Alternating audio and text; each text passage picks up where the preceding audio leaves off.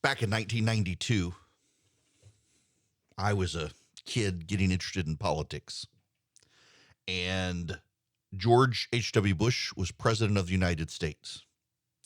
George H.W. Bush, unlike Joe Biden now, George H.W. Bush was literally the most popular American president since George Washington.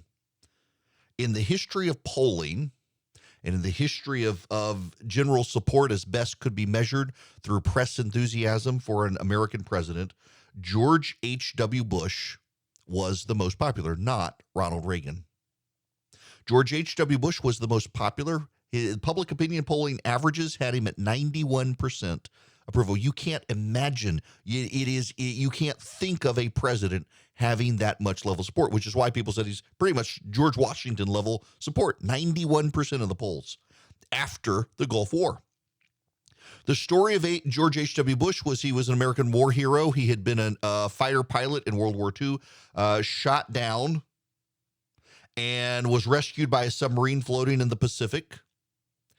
Got into the oil business with his father, got elected to Congress, became an appointee to the White House, got into politics. He became the ambassador to China. He was the CIA director. He was the chairman of the Republican National Committee. He was the moderate Republican running against Ronald Reagan to stop Ronald Reagan in 1980, who became Ronald Reagan's vice president to unite the GOP, served as vice president for 8 years, and then was given Ronald Reagan's third term since Reagan couldn't have it. And the moment George H.W. Bush became his own man, his own president, people didn't like him as much.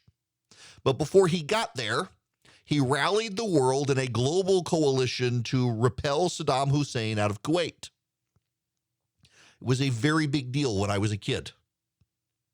And there was a massive celebration. It was the first major military victory for the United States of America since Vietnam.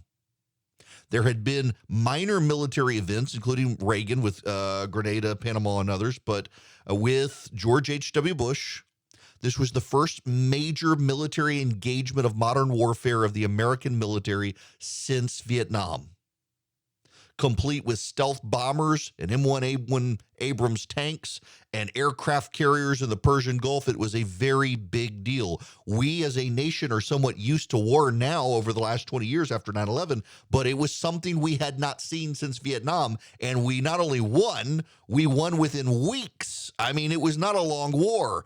And American morale was restored. The funk the United States had been in as a nation that Ronald Reagan helped bring us out of was solidified with George H.W. Bush. And while all of this is going on, the Berlin Wall falls and he oversees the collapse of the Soviet Union and helps navigate Russia out of the post-Soviet era into a new modern era. There were screw-ups along the way, not because of George H.W. Bush, but he was beloved, absolutely beloved. And then the economy tanked. He broke his word on taxes. He raised them when he said, "Read my lips, no new taxes." The tax increases and other economic changes and a Federal Reserve rate hike caused a recession. And James Carville and Paul Begala ran Bill Clinton's campaign. And Bill Clinton was a child of the 60s. He smoked pot. He didn't inhale. He was a draft dodger, all of the things American society said they abhorred. And James Carville's message was, it's the economy, stupid. It's the economy, stupid. All the other stuff doesn't matter. Bill Clinton's women problems don't matter. The economy is the only thing that matters. And Clinton still probably would not have won except for H. Ross Perot getting into the race. Now, it's speculative because if you're not voting for George H.W. Bush, you're voting for Ross Perot. The odds are a lot of the Perotites, they would have either gone to Clinton or stayed home, although there was after-the-fact polling suggesting they would have stayed. But you can't really believe the after-the-fact polling like that. There's no guarantee that Clinton would have won, but he did win. And he won on an economic message. That his campaign theme was a song, "Don't Stop Thinking About Tomorrow." He said he was going to be the bridge to the 21st century.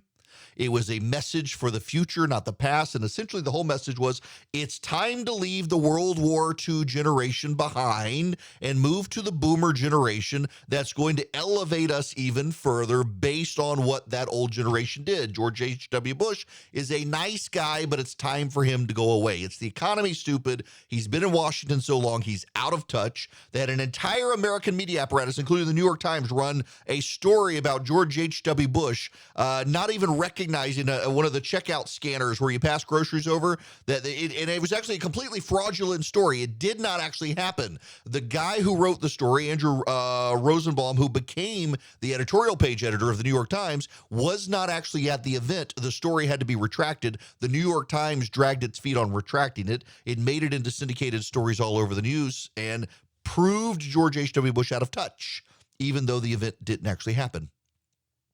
And Bill Clinton got elected. It was the economy, stupid. I give you that history because it's the economy, stupid. Roe v. Wade doesn't matter.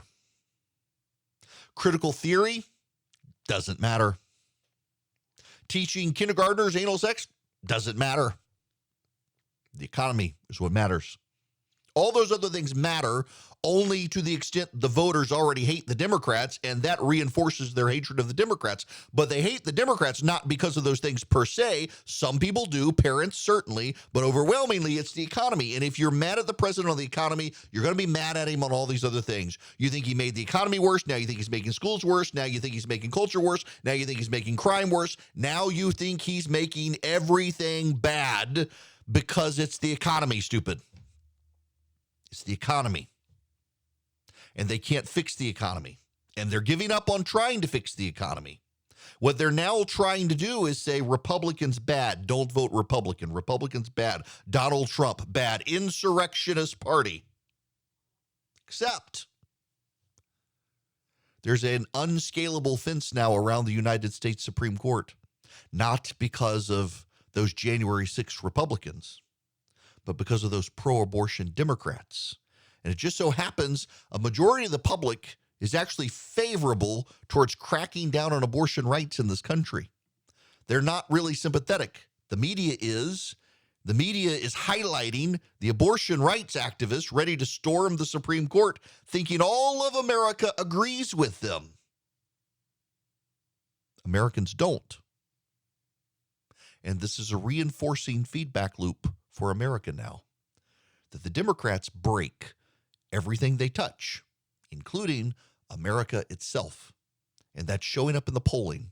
And the Democrats forgot the fundamental, basic lesson. It's the economy, stupid.